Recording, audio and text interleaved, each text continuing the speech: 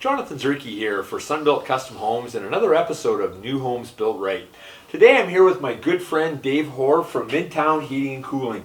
And we're standing right beside the HRV, which is a key component to providing us with healthy indoor air quality. Dave, tell us a little bit about this unit. Thanks, Jonathan. What you have here is a machine that's basically going to allow you to exhaust the stale air out of your house and bring the exact same amount of fresh air in without losing all of that heat. Perfect, so it's balanced then. It is.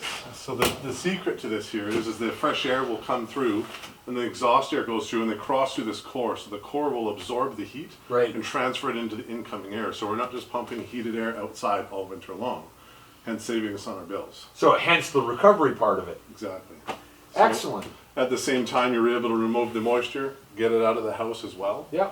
So a lot of benefits, a much healthier house, and perfect. A much better built home. Excellent. Well, that's awesome.